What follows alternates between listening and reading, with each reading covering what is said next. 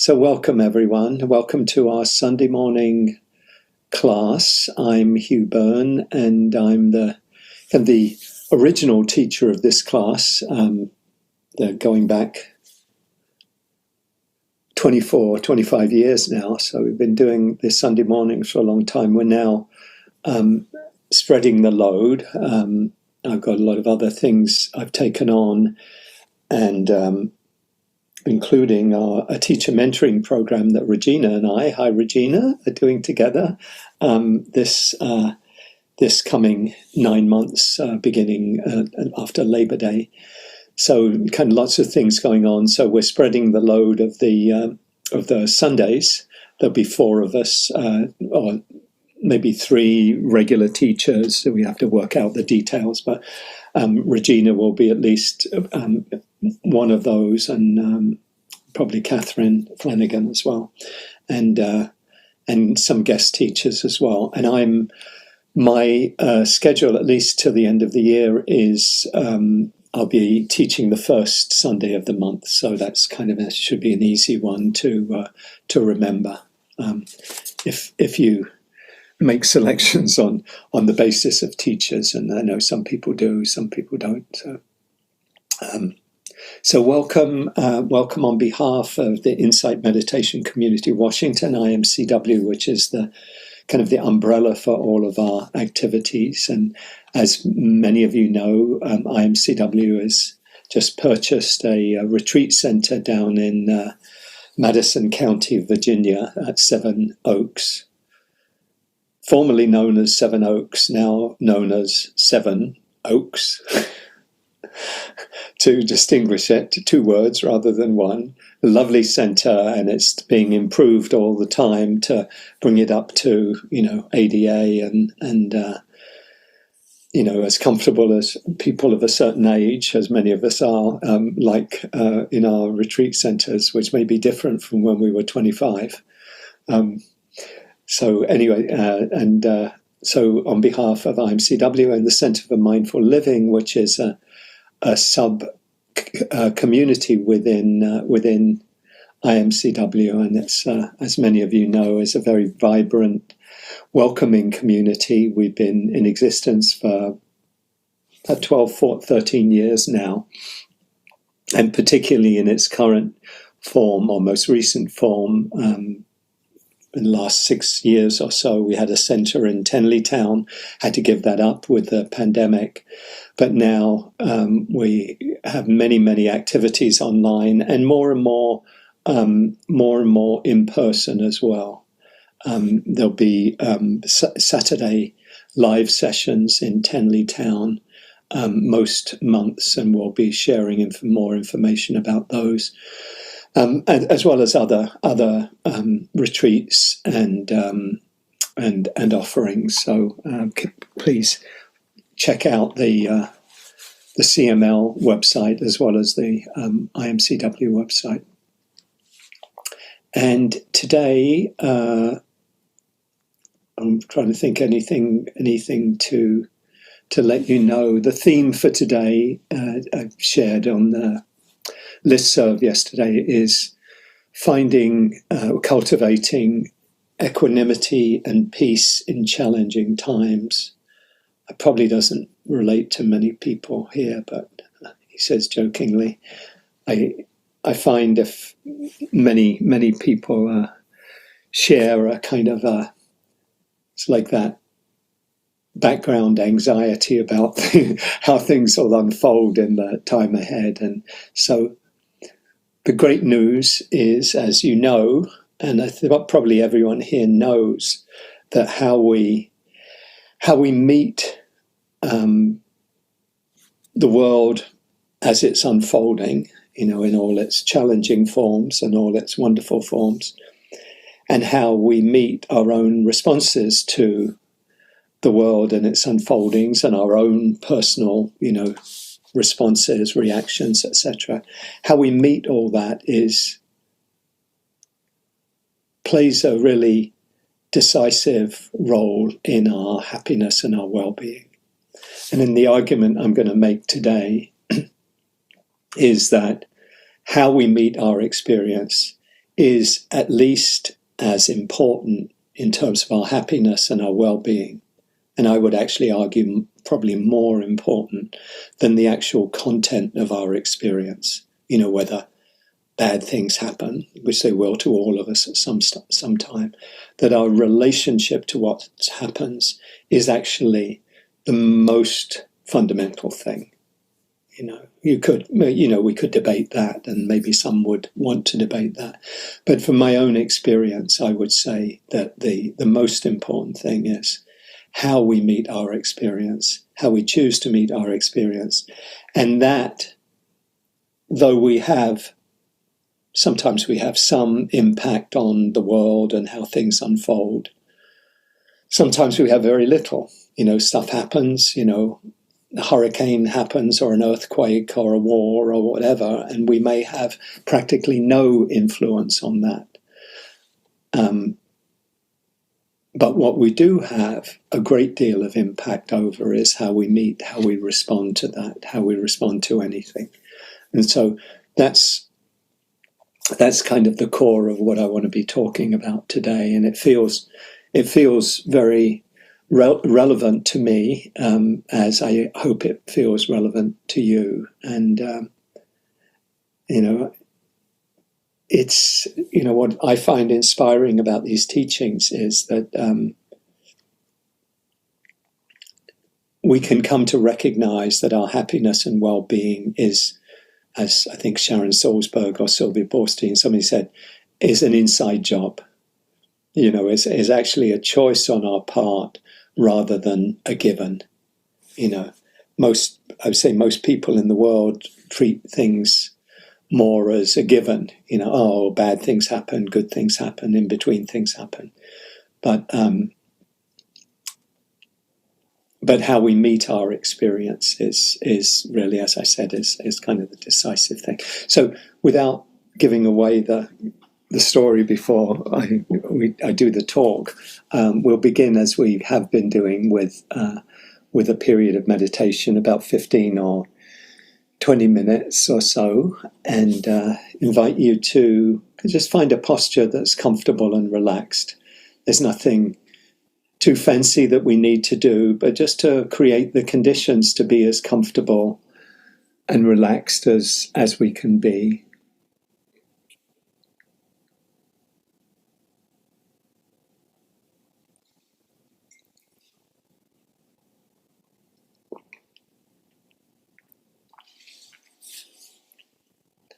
So if you like, you can let your eyes gently close, let your attention come inward. And you might consciously kind of drop your attention out of the thinking mode where we spend so much of our time, down into the body. The body's always in the present moment. The mind is often somewhere else. So we're inviting ourselves to kind of come home to ourselves, to visit ourselves. So let the attention come into the body. Feel the contact of the body with the chair or the cushion beneath you, feet with the floor, your hands with the knees or the lap, whatever they're touching each other. Invite the shoulders to relax.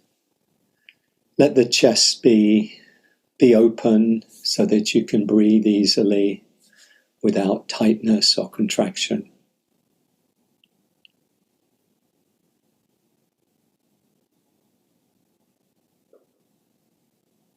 And you might take a few longer, deeper breaths. Nice full deep in-breath, filling the lungs, filling the chest. And pausing briefly and then releasing. Letting go on the out-breath. Imagine you're just releasing any stresses, any tension or contraction you might be holding. Just letting it go on the out-breath.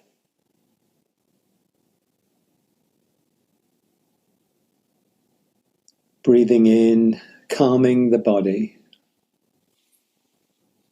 Breathing out, calming the mind.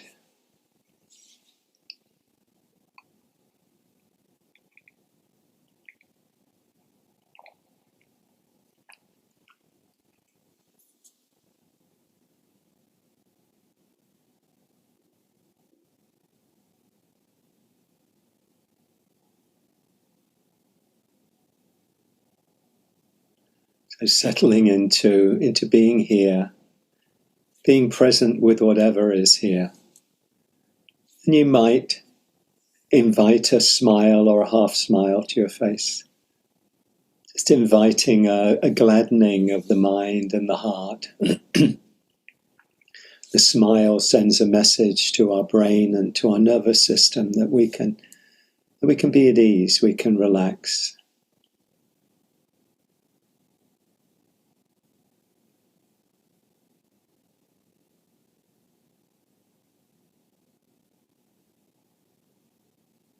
You might let the smile be an expression of how you want to meet whatever comes up.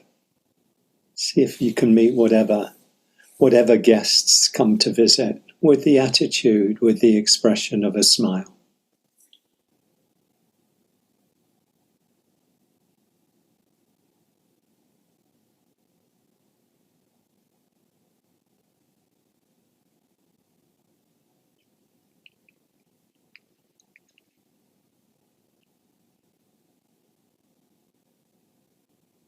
You might also just reflect on gratitude, on something or some things in your life that you feel grateful for, that you appreciate.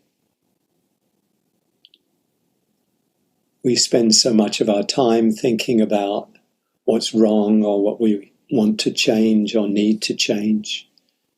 And gratitude invites us back to an appreciation of what we have, what we always have, what is freely given. We didn't need to earn or do anything to deserve. The loved ones in our lives, friends and family, the beauty of nature, the flowers and the trees and the birds and the animals, the air and the sun and the moon and the stars. All of this just coming from being human, from being a sentient being, freely given.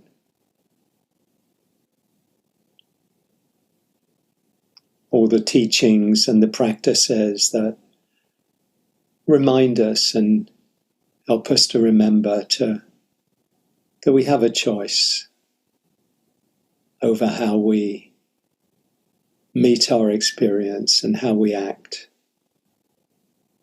and the thoughts that we choose to give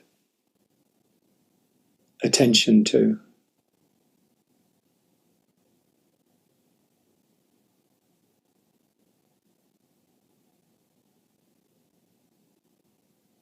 The Buddha spoke of gladdening the mind, gladdening the heart, kind of inviting a sense of appreciation, gladness, joy into the mind and into the heart.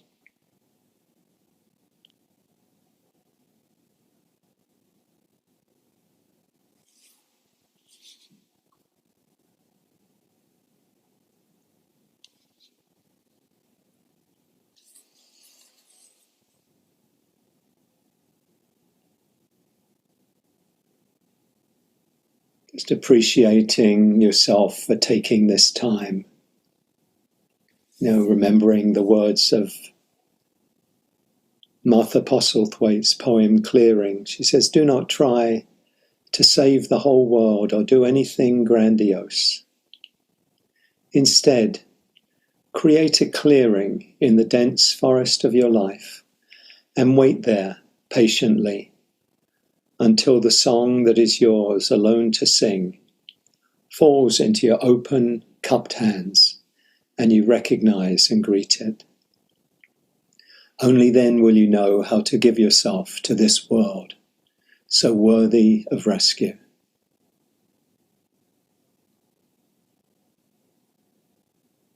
So we could think of this time as creating a space, creating a clearing in the busyness, in the responsibilities and the to-dos of our lives. Just pausing, opening to whatever is present.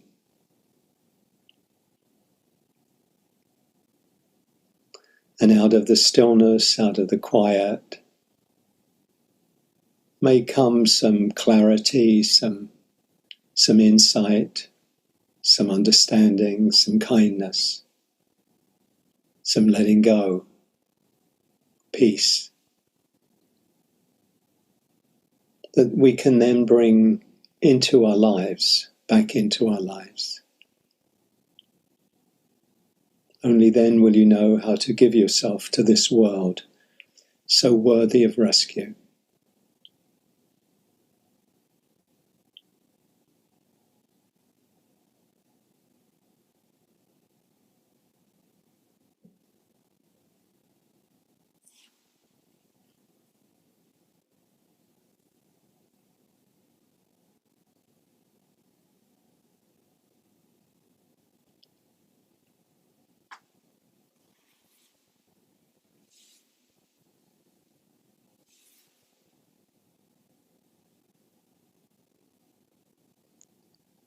And opening to whatever is present right now for you.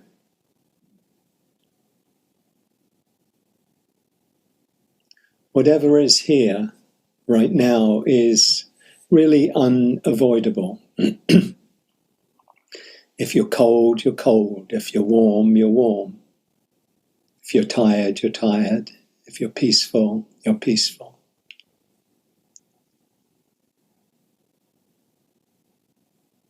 If there's joy, joy is present. If there's complaining, complaining is present.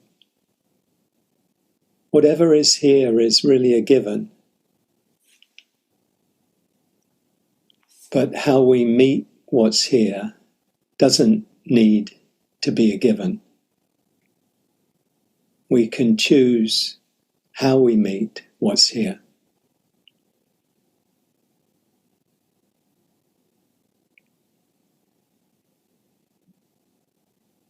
And when we meet what is here with qualities like kindness, like acceptance and care, then this is the pathway to happiness, to letting go, to freedom.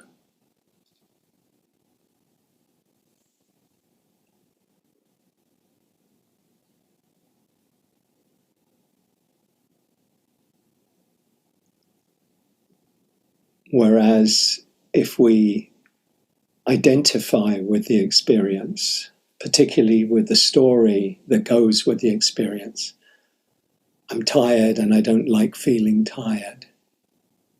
Why doesn't this change? Why this? Why now? I want it to be peaceful. If we identify with those stories, then we just keep proliferating them, and those are the conditions we create. So we choose, how do I want to meet this moment?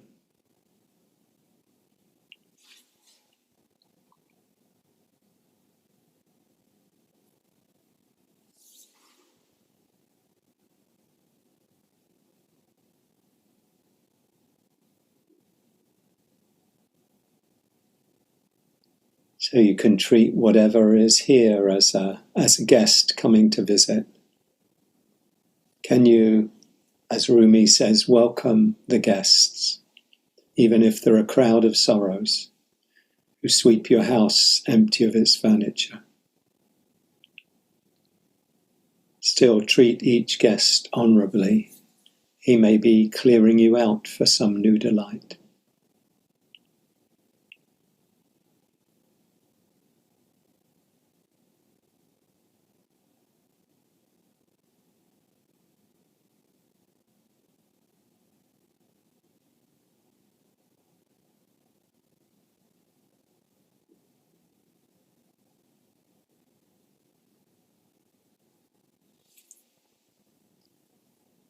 The Jesuit philosopher and writer, spiritual teacher Anthony de Mello spoke of enlightenment as absolute cooperation with the inevitable.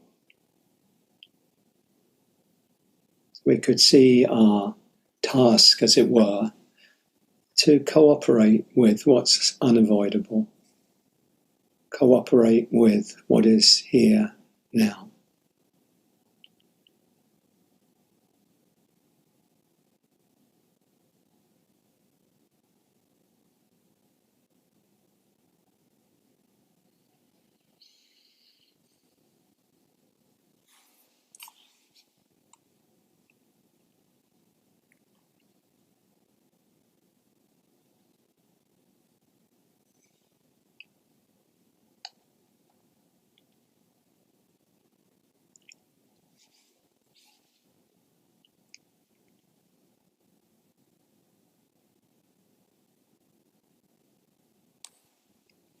When we cooperate with the inevitable, we come into alignment with life. We're not in struggle with life. We're letting life be life.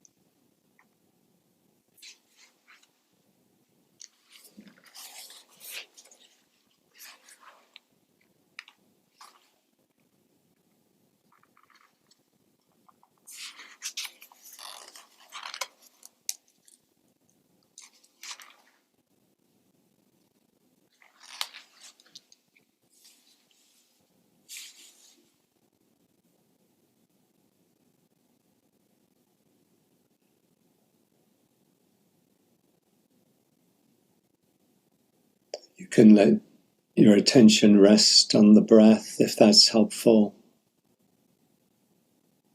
Just to give yourself a ground or an anchor for your attention.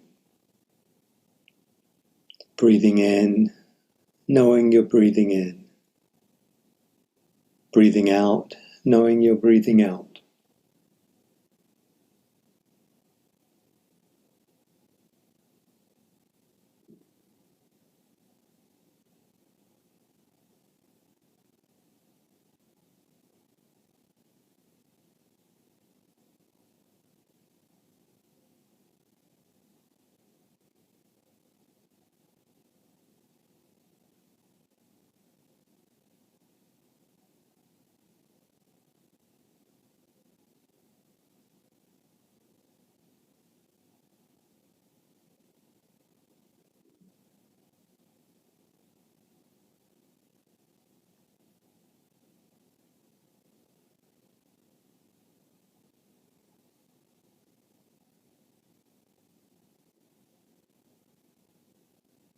And always being able to come back, begin again in any moment.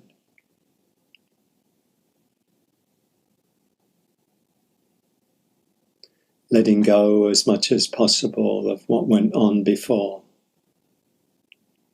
And not bringing the baggage from past thoughts, past stories into the present, but just opening to this moment afresh, this moment without judgment, this moment in the heart space where everything that is welcome.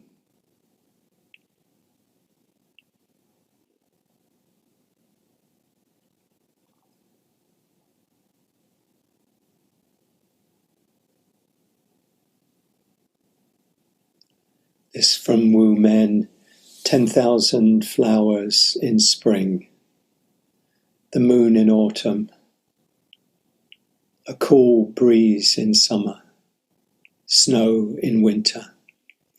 If your mind isn't clouded by unnecessary things, this is the best season of your life. If your mind isn't clouded by unnecessary things, this is the best season of your life.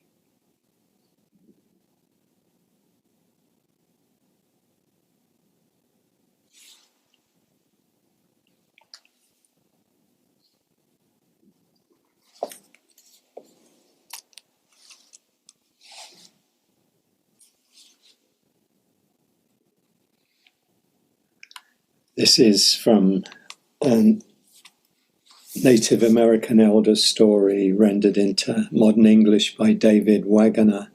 Poem is lost. Stand still. The trees ahead and the bushes beside you are not lost. Wherever you are is called here, and you must treat it as a powerful stranger, must ask permission to know it and be known. The forest breathes. Listen. It answers, I have made this place around you.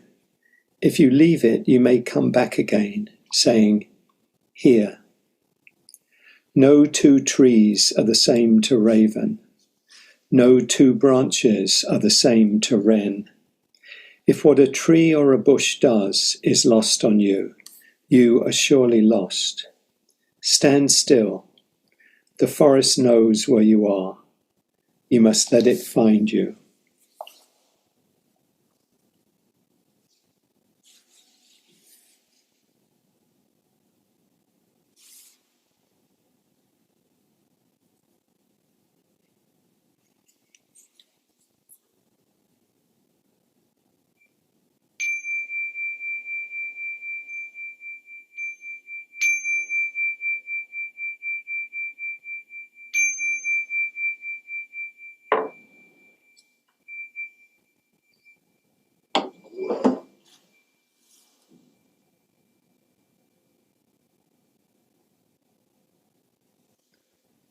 So take your time coming back. Welcome anyone who joined us during the meditation. Good to see you, Bettina, Shlomit, everyone. Myra, Sylvia, Sue, Maria, Jerry, Angie, David, anyone I haven't mentioned. Welcome everyone. So welcome again to the Sunday morning class. Hope everything is going well. I hope you're having a good weekend. And if you're new, please put your name, if you would like to, you don't have to, but if you'd like to, put your name and where you're joining us from in the chat, and we can welcome you individually. mostly I know everyone here, but maybe not everyone. So if you are joining us, great to have you with us. And as I mentioned at the beginning, I'm going to be talking today on cultivating equanimity and peace in troubling times. So,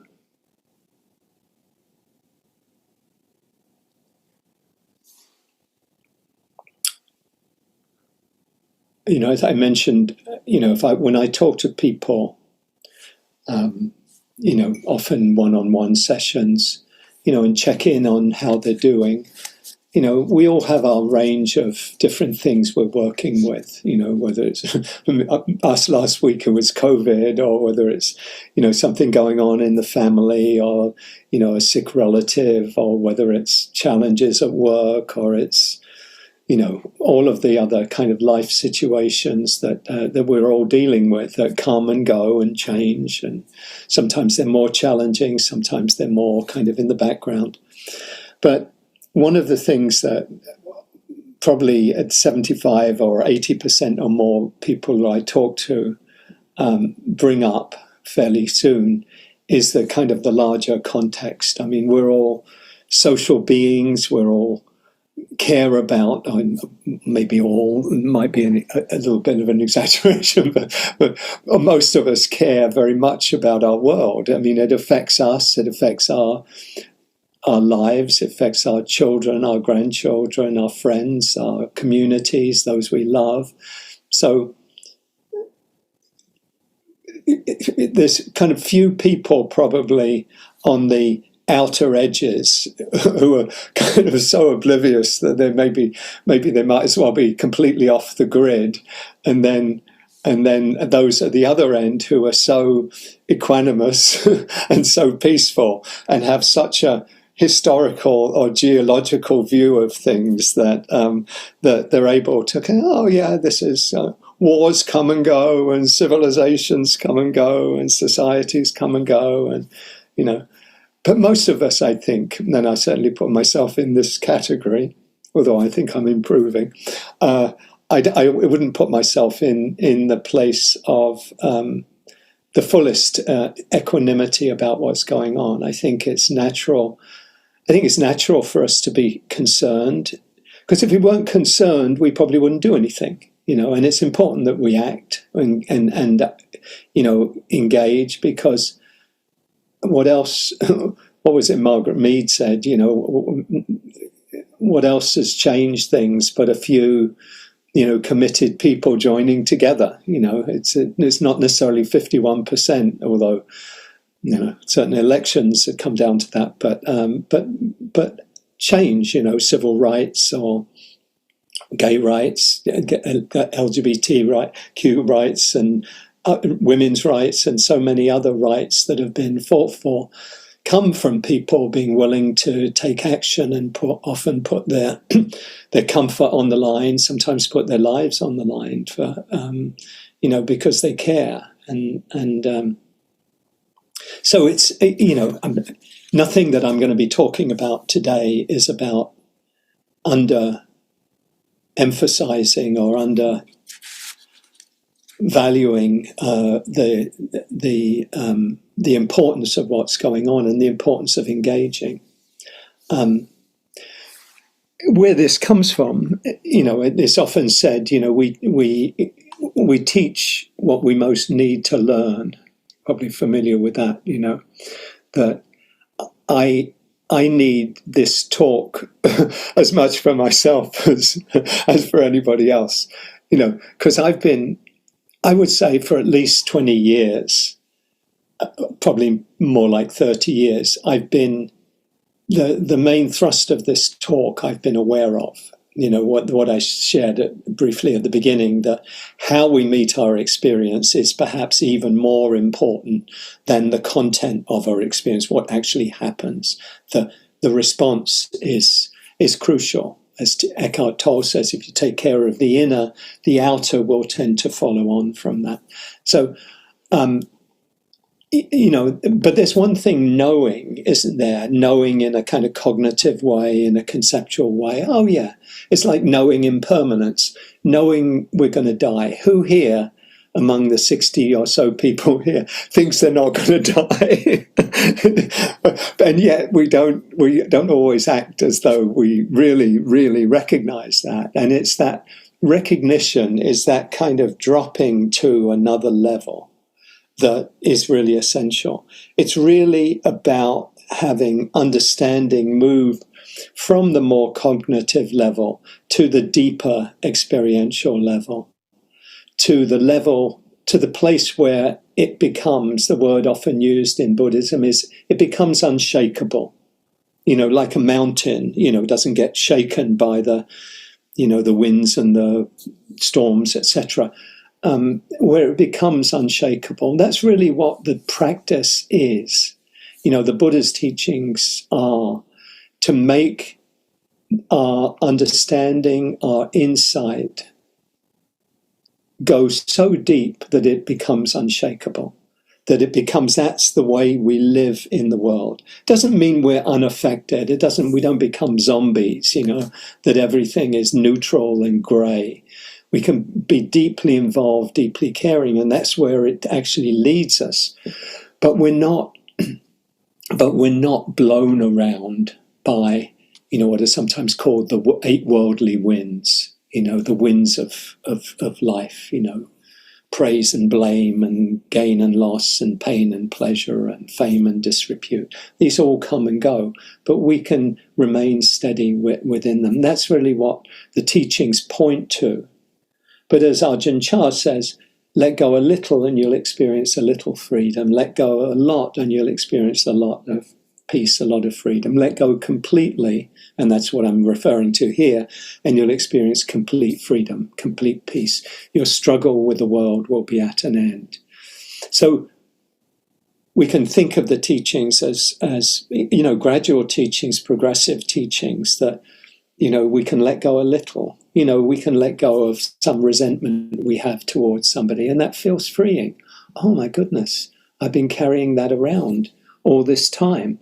And it feels really freeing. Sometimes it can be a lot, something we've held on to perhaps most of our life, and then we find forgiveness for somebody who we've been really like this solid thing in our mind.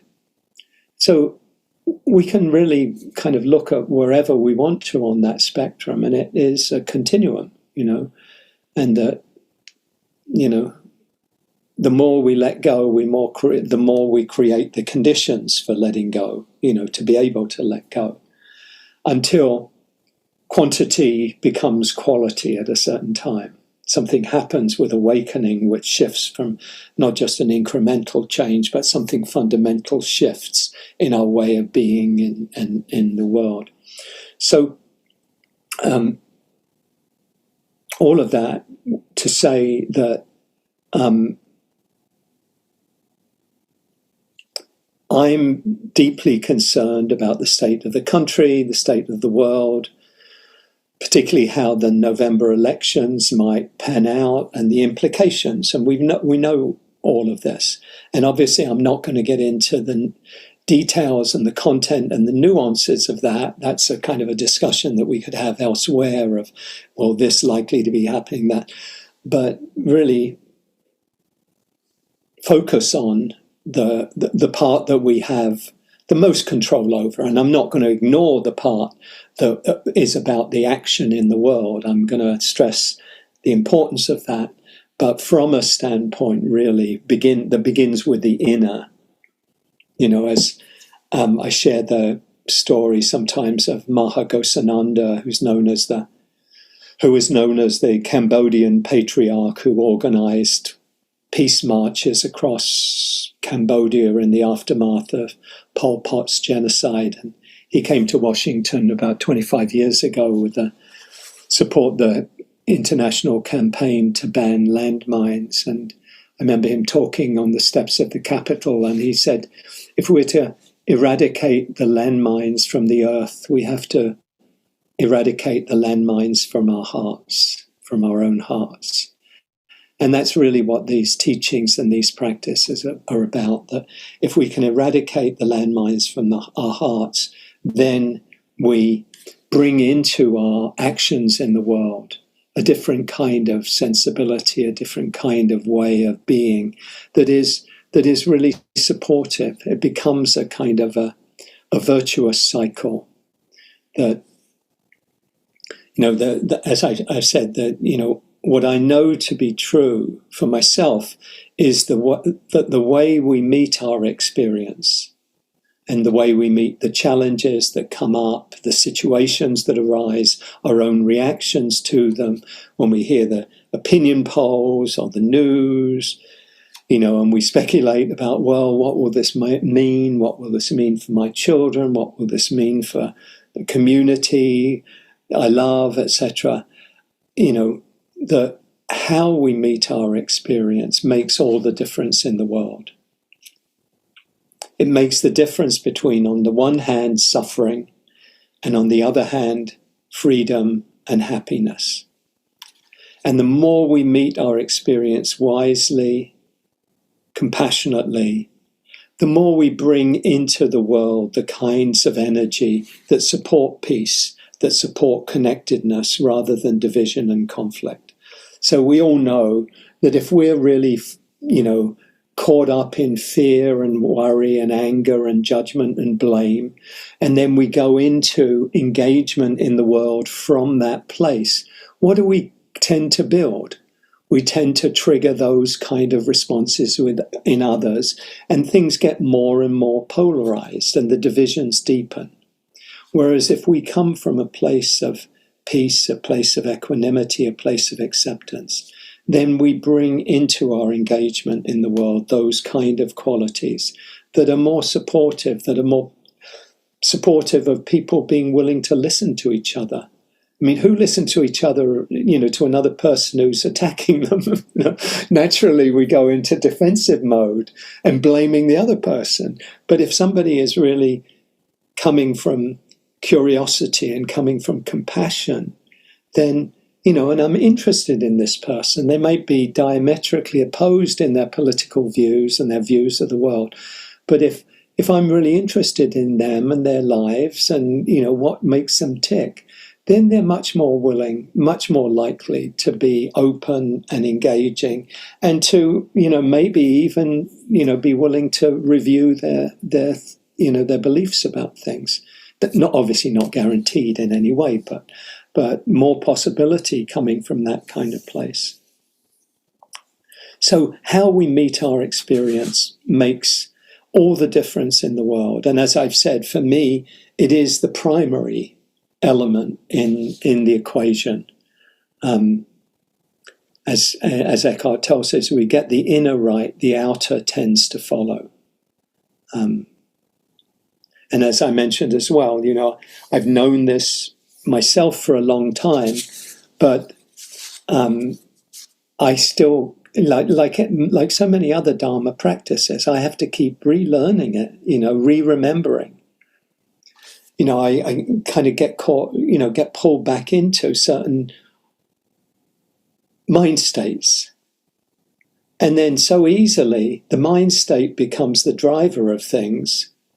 And it normally takes some time before I say, oh, I can use this for practice, rather than taking it as the way things are. What a difference that makes. I mean, it doesn't make it easy. There'll still be suffering. If we're caught up in something, there'll still be suffering. But as Ajahn Chah says, there's two kinds of suffering. There's a suffering where we wash, rinse, repeat. We think doing the same thing again. If I only get that thing I want. And there's a suffering, we keep doing that and we keep going round on the hamster wheel. And then there's a suffering that says, okay, I can be with this. I can be with what Jung called legitimate suffering, which we tend to avoid with our neuroses, and what Bruce Tiff called experiential intensity. That we don't want to feel that intensity. So we have our escape mechanisms. So So we know it, but we have to keep relearning it until it becomes unshakable. That's really what it comes down to, what the practice comes down to. I was thinking of about teaching years ago, probably 15 years ago, with Tara Brach and Jonathan Faust and Pat Coffey, a New Year's retreat. And a student sent a note to Tara saying, could you talk more about suffering and the end of suffering? And I remember her saying, it's strange, because every talk I give is on suffering and the end of suffering. And that has really stuck with me over the years, that every genuine Dharma talk needs to be about suffering and the end of suffering. They all are. I mean, if they're really, you could have a Dharma talk that's kind of not really a Dharma talk because it's just a lot of nice stories and funny jokes and stuff, but didn't have the suffering and the end of suffering. For a talk to be a genuine spiritual talk, it has to address directly or indirectly or both how and why we suffer and how we find our way out of suffering. That's the Four Noble Truths in a nutshell. Why do we suffer? How do we get out of it? Why and how do we suffer? What causes suffering? How do we get out of that? If a talk doesn't do that, then it's kind of lacking in something. And so this talk is definitely about suffering at the end of suffering. It's kind of saying, this way is suffering. It's like a treasure map, this way treasure, this way no treasure, this way pirates, whatever. So this is about suffering and the end of suffering, how we can suffer dramatically less and live with greater freedom. And it's a freedom that doesn't depend on what happens or what doesn't happen. It's a freedom that is, in a sense, transcends the actual content of our experience. So for almost any sentient being, caring person, the time we're living in gives us ample reason for concern and worry.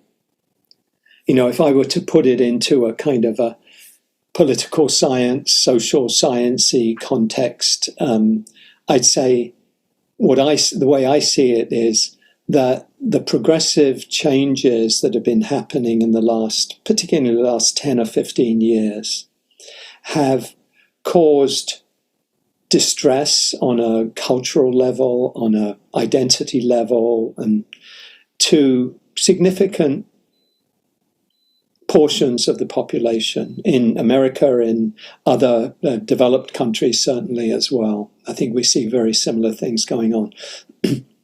People feel threatened by the changes. Things are changing. They're not the way they used to be. And accompanying that with the economic dislocation, deindustrialization that's been going on really since about the mid-70s, and the impact that has had on significant segments of the population is leading to a backlash. There's almost always a kind of a back and forth. It's not always symmetrical, but almost always, if there's significant change comes, there's people that feel threatened by that change and want to push back on it. And particularly when you get demagogues and opportunists who take advantage of that and mobilize fear and division to maximize their potential for power, economic well-being, etc., then you get the recipe really for what we're seeing now.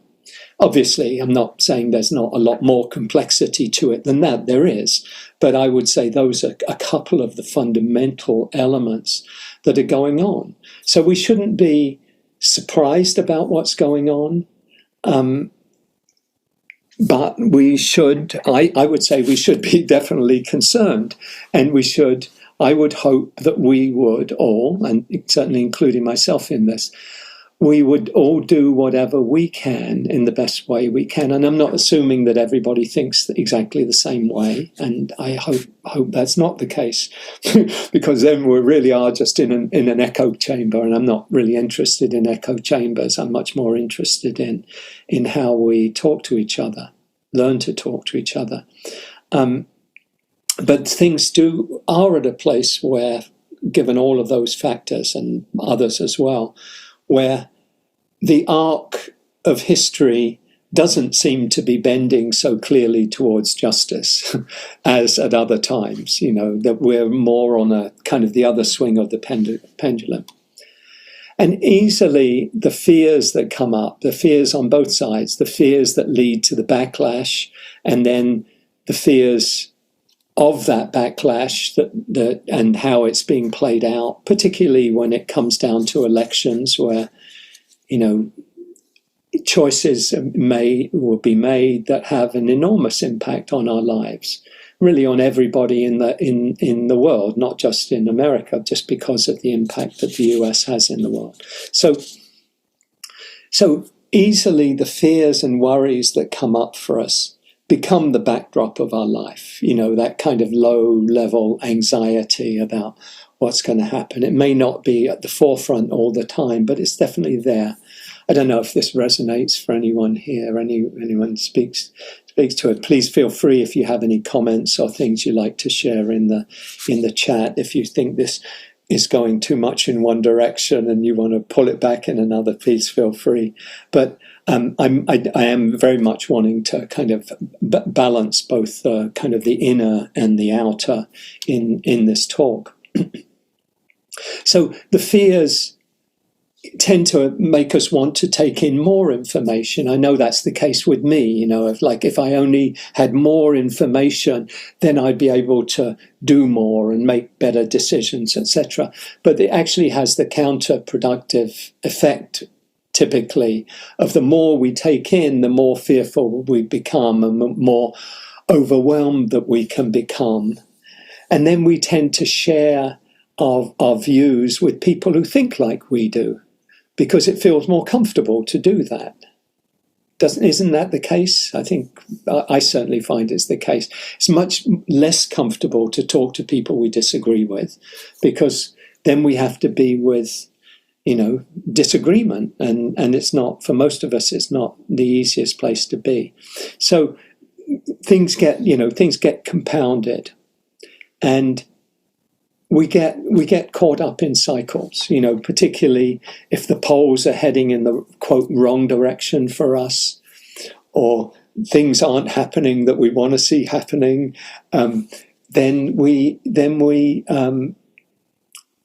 get stressed, we get anxious, we get fearful, and life becomes much less pleasant than it might otherwise be. We get caught up in suffering. Now, the good news is, something I think that we're all aware of, is that this suffering is optional. We can choose how we meet and deal with all the information that's coming in. We can meet our experience with wisdom and with discernment and with compassion, rather than with fear and worry. One of the I'm going to say the best things the Buddha said. The Buddha said so many great things, but one of the many wise things he says is, what you frequently think about and ponder on becomes the inclination of your mind. What you frequently think about and ponder on becomes the inclination of your mind.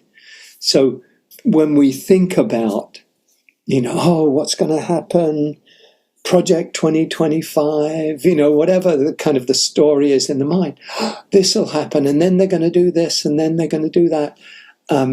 Or if you were looking at it from the other side of thinking, what if he does decide not to run, and then they run somebody else, and then might go the other way. Wherever you are on the spectrum, we're all, we are where we are.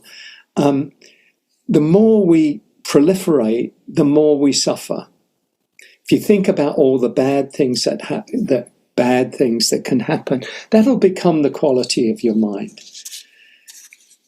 But if you meet those thoughts with equanimity, with acceptance, with kindness, with compassion, then your experience is a very different one. That will become more the inclination of your mind. There's a saying, that's really what habit change is about. The more we do things, what you frequently do, you become. I think Stephen Covey said that. What you frequently do, you become. If you do, or another way of saying it is, sow a thought, reap an act, sow an act, reap a habit, sow a habit, reap a character, sow a character, reap a destiny. It's kind of that slope that thoughts become actions, become habitual, become character, become destiny. And we wonder why is all this happening? Well, because we've sown those seeds and we've repeated them over and over until we think this is who I am. We become what we frequently do. But we can always choose our response. As Eckhart Tolle says, you can always cope with the present moment. You can't deal with something that's purely a mind creation. You can't deal with the future. Future is just an imagination. It's just a prediction. It's not a thing. There never was a future. There never will be a future. There never was a past. The past was the present. The future, when that time comes, will be the present. We're living in this continuous present. And when we identify, we have to think about the future, because how do we plan for our retirement? How do we, set things up to make conditions better for the future? We have to think about the future, no problem with that. Just as we have to learn from the past, or it's very helpful to learn from the past. But it's when we cling, that's the wisdom of the Buddha's teachings. It's when we cling to the future, we treat it as though it's real, then we suffer. We treat the past as though it's real, solid, then we suffer. It's the clinging that's the problem, the identification that's the problem. Viktor Frankl said they could take everything from us but the last of the human freedoms, the freedom to choose our response in any set of circumstances, the freedom to choose our own way. They survived Auschwitz, Nazi concentration camp, wrote Man's Search for Meaning, and his wisdom was hard-earned. He saw that this is the most important thing that nobody can ever take from us. Nobody can ever take from us. We can give it away, but nobody can take it from us. Just as nobody can free us, nobody can take away our freedom to choose our response. Somebody can, the Buddha, sometimes some of the stories are gory, where he says, if bandits capture you at the crossroads and then they cut you into pieces, and you don't meet them with compassion, you're not a follower of the Dharma. That's kind of a high bar for many of us, maybe getting chopped up into pieces. But basically, we even in that situation, we can choose our response, and even so how do we allow the understanding to become unshakable? The first thing we need to do is to be aware of our thoughts, be aware of the stories that we're telling ourselves, because we're always telling ourselves stories. If we're complaining about somebody, a politician or a family member or a friend, if we're complaining about them, we're telling a story. So sometimes the story is a complaining story. This person shouldn't be doing this. This shouldn't be happening. This should be different. Sometimes it's a worrying story. Oh, these bad things are going to happen if I don't find a solution. And the weight of the world is on my shoulders. I've got to do this all on my own. Sometimes it's a ruminating story. of like, I shouldn't have done that. I'm such a bad person. They're never going to speak to me again. I'm terrible. Sometimes it's a wanting story. I won't be okay unless I have this thing I need, or I want, or I have this person, or I have this experience. Sometimes it's a judging or a blaming story, judging ourselves, or blaming ourselves or somebody else. I'm such a bad person, I can't seem to get anything right. Or they're such a bad person, if they were only out of the picture, things would be better. Sometimes it's an escaping story. This is so boring, this is so uninteresting, I should just watch some TV, check the internet, play a video game. There's 100 stories. Just as there are 1,000 Dharma talks, there's 100 suffering stories. There's 1 million suffering stories. As Tolstoy said, didn't he? He said, all happy families are alike, but unhappy families differ after they're in their own fashion or whatever. There's only one freedom. Freedom is, as one taste, the Buddha would say, but there's 1 million kinds of suffering. There's all of our individual expressions of suffering. My own belief is that if we learned how to see our stories clearly and learn to let go of identifying with those stories, about 90% of our suffering would be gone. If we were able to see the complaining story as a complaining story, rather than the truth, that this is a bad person or this situation is terrible, it's not, if I can see that that I don't have to identify with that story, or the story of worrying about the future, or ruminating, or blaming, or judging, or any of those things. If I could see that I don't need to identify, I think 90% of suffering is gone. I gave up complaining about 10 or 15 years ago. I think of my friend and colleague, Jean, Kajowski had these bands made that said, don't complain, or something like don't complain. And I gave a lot of thought to complaining, of when I complained in my life, and probably all of us complain in one way or another, don't we? But I honestly believe that I've let go of 95% of my complaining. If something, quote, bad is happening, the first place I go in my mind now is to not complaining about it, saying, this moment is like this. And that's just a training to do that. And that has been hugely freeing, because if I'm complaining, I'm wanting life to be other than it is. And as I think Adyashanti says, good luck with that one. Good luck with wanting life to be different as it is, because life will be life. If it's snowing in Brooklyn, I'd say snow's what you've got, as someone once said. It's just like, this is what is, but you can choose how you meet what is. So try that. You might try it for yourself, whether it's complaining, or maybe for you it might be worrying, or it might be planning. All of these are ways of feeling that we're safe. We feel more safe, we feel more comfortable if we're controlling this. But if we can just see that actually doesn't lead us to happiness, then we can find a better way. So in any situation with any story, there are always at least 2 kinds of response. The first is to be with the experience. That's the fundamental one. It's to, rather than defaulting to the story, the complaining story, the judging, the blaming, the wanting, whatever the story it is, rather than defaulting to that, believing that story, you say, can I be aware of the story and stay with my direct experience? That's really the central That's really the central practice.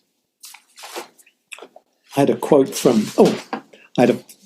Pema that I just wanted to share, which I like a lot. She'd been talking about this thing called Shempa, which is when we're hooked. She said, the message here is the only way to ease our pain is to experience it fully. Learn to stay. Learn to stay with uneasiness, learn to stay with the tightening, learn to stay with the itch and urge of Shempa, so that the habitual chain reaction doesn't continue to rule our lives, and the patterns that we consider unhelpful don't keep getting stronger as the days and the months and years go by. She said, someone once sent me a bone-shaped dog tag that you could wear on a cord around your neck. Instead of a dog's name, it said, sit, stay, heal, and heal was H-E-A-L. We can heal ourselves and the world by training in this way.